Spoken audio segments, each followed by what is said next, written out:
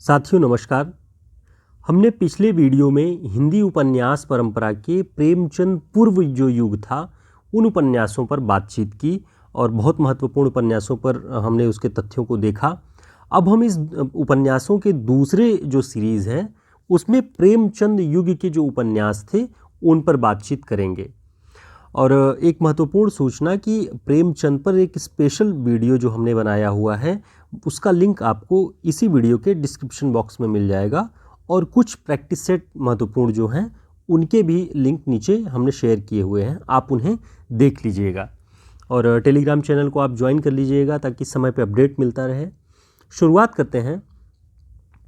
काव्य क्षेत्र का छायावाद और गद्य साहित्य का प्रेमचंद युग दोनों की जो समयावधि है वो लगभग एक थी, 1918 से 1936। यानी जिस दौर में छायावादी कविताएं लिखी जा रही थी 1918 से 1936 के बीच में, वही दौर हिंदी गद्य साहित्य का जो उपन्यास का युग है वो प्रेमचंद युग के नाम से जाना जा रहा था। तो दोनों की समयावधि एक थी। सामाजिक राजनीतिक परिवर्तनों की जैसी स्पष्ट छाप छायावाद युग के गद्य साहित्य में लक्षित होती है वैसी काव्य साहित्य में नहीं होती। ये कथन नगेंद्र जी का है। नगेंद्र जी ने ये लिखा कि जो छायावाद युग में जो गद्य यानी कि जो प्रेमचंद युग का जो गद्य था वो छायावाद युग का भी था, तो उसमें जो गद्य साहित्य में सामाजिक परिवर्तनों पर उपन्यास लिखे जा रहे थे वैसा काव्य साहित्य में नहीं हो रहा था। काव्य में आप देख ही रहे थे कि छायावादी कविताओं में रहस्यवाद था और आत्माभिव्यक्तियाँ थी और कल्पना लोक की बातें थी। लेकिन जो इसी दौर का उपन्यास लिखा जा रहा था प्रेमचंद के युग में, वो कहीं ना कहीं सामाजिक परिवर्तनों की आकांक्षा को लेकर के लिखा जा रहा था। उसमें सामाजिक, सांस्कृतिक और राजनीतिक अभिव्यक्तियां दिखाई पड़ रही थी। तो ये नगेंद्र जी ने उसमें लिखा हुआ है। आगे देखिए कि हिंदी उपन्यास जगत में यह युग प्रेमचंद युग में निर्विवाद रूप से स्वीकार किया जा चुका है। ये जो 1918 से 1936 का समय है, ये हिंदी उपन्यास जगत में प्रेमचंद युग के नाम से निर्विवाद रूप से स्वीकार किया जा चुका है।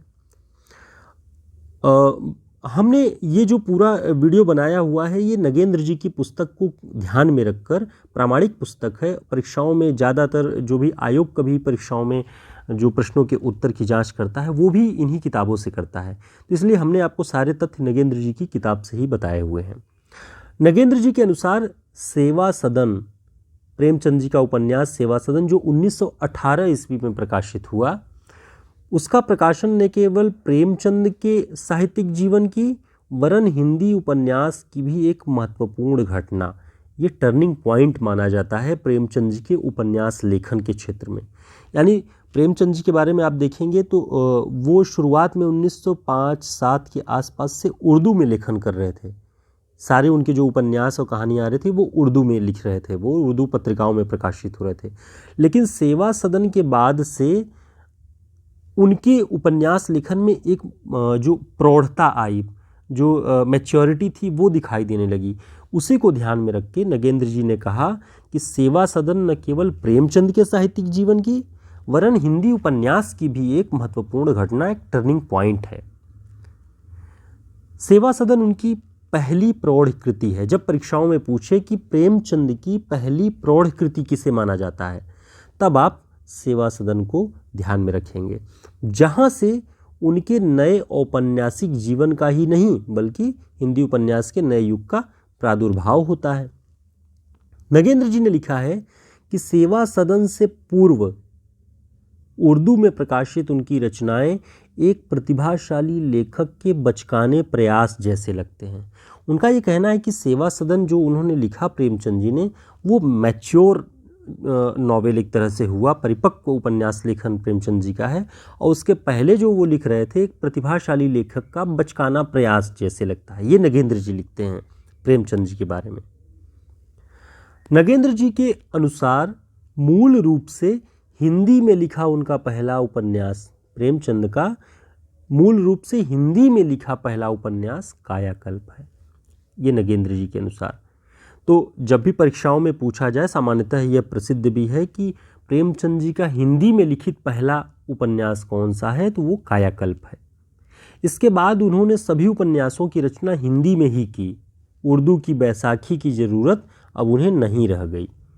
ठीक, तो आप इन पॉइंट्स को फिर से रिवाइज करके वीडियो को फिर से ये कंप्लीट होने के बाद देख लीजिएगा कि कैसे नगेंद्र जी ने इन पर अपने विचार प्रकट किए हैं।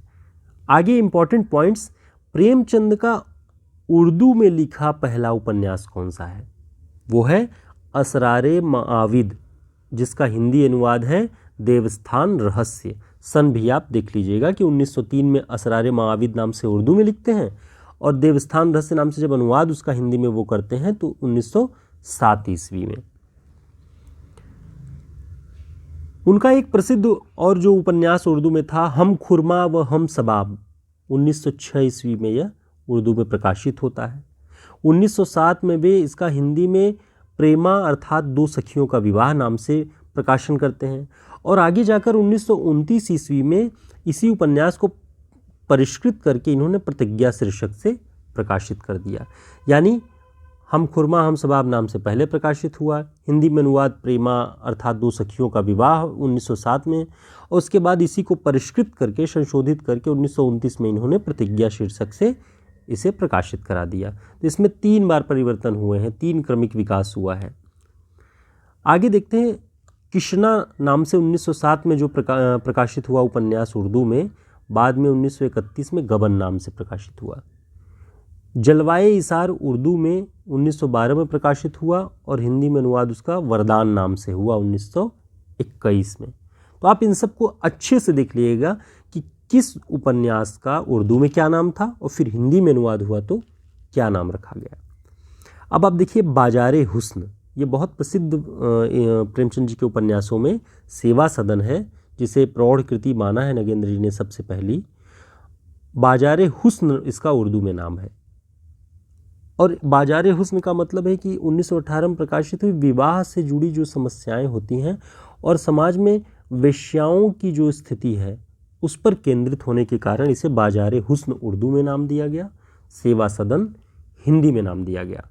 आप इस उपन्यास को पढ़ेंगे तो आप जब ये उपन्यास का अंत होता है तो उपन्यास के अंत में प्रेमचंद जी ने वेश्याओं के जीवन के उद्धार के लिए एक विकल्प दिया है कि उनके लिए जैसे वृद्धाश्रम होते हैं और बाल आश्रम होते हैं, बच्चों के लिए जो घर बनाए जाते हैं, उसी तरीके से वेश्याओं के लिए भी सेवा सदन नाम से, वेश्यालय न कह के सेवा सदन नाम से अगर उनके लिए जगह बनाई जाए तो समाज में धीरे धीरे उनकी जो गतिविधियां रचनात्मक हैं वो उन्हें सिखा करके, उसमें उन्हें कौशल और प्रशिक्षित करके उनके जीवन को सुधारा जा सकता है।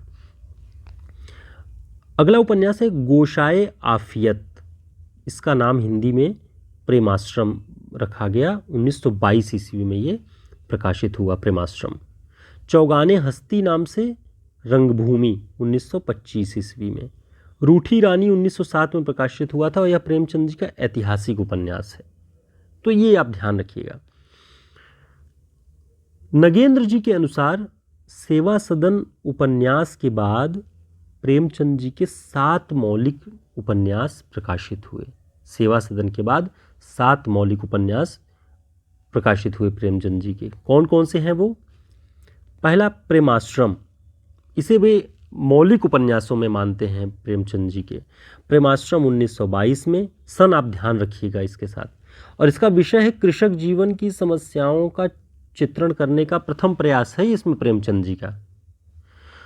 उसके बाद रंगभूमि 1925 ग्रामीण जीवन पर केंद्रित। कायाकल्प के बारे में हमने देखा ही कि ये प्रेमचंद जी का हिंदी में लिखा पहला उपन्यास माना जाता है 1926 में। निर्मला 1927 में लिखा गया और इसका जो विषय था वो दहेज प्रथा और वृद्ध विवाह से होने वाले पारिवारिक विघटन का चित्रण। गबन 1931 ईस्वी में प्रकाशित हुआ। कर्मभूमि 1933 ईस्वी में प्रकाशित हुआ और गोदान, जिसके कारण अमर प्रसिद्धि मिली प्रेमचंद को, 1936 ईस्वी में प्रकाशित हुआ है। और जो प्रेमाश्रम में, जो 1922 में प्रेमाश्रम प्रकाशित हुआ था, उसमें व्यक्त कृषक जीवन की समस्त समस्याओं को पूर्णता प्रदान करता उपन्यास है। वहाँ जो पहला प्रयास कृषक जीवन पर, ग्रामीण जीवन पर उन्होंने किया प्रेमाश्रम में, उसको पूर्णता मिलती है गोदान में पहुंचकर। गोदान को तो ग्रामीण जीवन और कृषि संस्कृति का महाकाव्य ही कहा जा सकता है। ये नगेंद्र जी का कथन है। गोदान को तो ग्रामीण जीवन और कृषि संस्कृति का महाकाव्य ही कहा जा सकता है, ये आप ध्यान रखिएगा। और अंतिम है मंगलसूत्र उपन्यास प्रेमचंद जी का, जो कि अपूर्ण है। तो परीक्षाओं में कभी कभी पूछ लेता है कि प्रेमचंद जी का कौन सा उपन्यास अपूर्ण है, अधूरा है।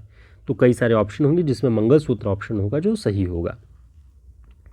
अन्य जो उपन्यासकार प्रेमचंद युग में थे, चतुर्सेन शास्त्री, प्रताप नारायण श्रीवास्तव, जयशंकर प्रसाद, जैनेन्द्र कुमार आदि कई सारे महत्वपूर्ण इस दौर में उपन्यासकार रहे, जिनमें कुछ के बारे में हम देखेंगे यहाँ पर। चतुर्सेन शास्त्री जी का जो उपन्यास था वो हृदय की परख 1918 में, हृदय की प्यास 1932 में, अमर अभिलाषा 1932 में और आत्मदाह 1937 में। तो आप चतुर्सेन शास्त्री जी को देख लीजिएगा, इनकी चतुराई, हृदय की परख, हृदय की प्यास, अमर अभिलाषा, आत्मदाह। प्रताप नारायण श्रीवास्तव जी का विदा 1929 में, विजय 1937 में। 2 ही उपन्यास इनके हैं, विदा और विजय। शिवपूजन सहाय जी को एक तरह से माना जाता है कि प्रेमचंद युग में एक नए तरीके का उपन्यास और नई दिशा देता हुआ उपन्यास देहाती दुनिया, शिवपूजन सहाय 1926 में।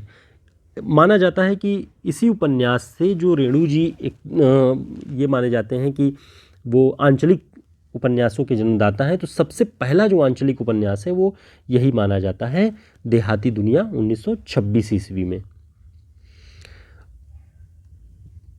बेचन शर्मा उग्र जी के जो उपन्यास है वह है चंद हसीनों के खतूत 1927, दिल्ली का दलाल 1927, बुधुआ की बेटी 1928, शराबी। ये उपन्यास बेचन शर्मा उग्र जी के हैं। उग्र इनका उपनाम है, आप ध्यान रखिएगा कि किस उपन्यासकार का नाम उपनाम उग्र है। तो बेचन शर्मा जी का नाम उग्र है। जयशंकर प्रसाद जी ने भी उपन्यास लिखे हैं। इनके प्रसिद्ध उपन्यास जो है 2 हैं, कंकाल 1929, तितली 1934। एक अपूर्ण इनका भी उपन्यास है इरावती नाम से, वो अपूर्ण की श्रेणी में है। जैनेन्द्र कुमार जी के जो प्रसिद्ध इस दौर के उपन्यास थे वो थे परख 1929, सुनीता 1935 और त्यागपत्र, बहुत ही प्रसिद्ध उपन्यास त्यागपत्र 1937 में। ये मनोवैज्ञानिक श्रेणी के उपन्यासकार थे और इनका समय प्रेमचंद की परंपरा में ही माना जाता है, प्रेमचंद के युग में ही माना जाता है। भगवती चरण वर्मा जी का उपन्यास है चित्रलेखा 1934 ईस्वी में। ये सारे बहुत महत्वपूर्ण उपन्यास हैं, आप इन सबको रिवाइज जरूर कर लीजिएगा। सियाराम शरण गुप्त जी का जो उपन्यास है गोद 1932 में, अंतिम आकांक्षा 1934 में, नारी 1937 में। तो ये इनके 3 ही उपन्यास हैं, गोद, अंतिम आकांक्षा और नारी, सियाराम शरण गुप्त। भगवती चरण वर्मा का चित्रलेखा आपने देखा ही, ये बहुत प्रसिद्ध उपन्यास है, इसको भी आप देख लीजिएगा। ये लगभग सारे प्रतियोगी परीक्षाओं में चित्रलेखा आपको देखने को मिल जाएगा। उत्तर प्रदेश हायर का जो एग्ज़ाम होता है उसमें भी ये मिलेगा। त्यागपत्र भी आपको कई सारे परीक्षाओं में देखने को मिल जाएगा। तो इन सभी उपन्यासों का उपन्यासकारों का नाम और उनके जो सन हैं उन्हें भी आप ध्यान में रखिएगा। उम्मीद है आपको यह वीडियो अच्छा लगा होगा, आपके लिए उपयोगी होगा। और कैसा लगा आप ज़रूर बताइएगा कमेंट बॉक्स में। वीडियो को लाइक कर लीजिए, सब्सक्राइब कर लीजिए। फिर हम मिलते हैं प्रेमचंद युग के बाद के उपन्यासों के बारे में। तब तक के लिए ढेर सारी शुभकामनाएं।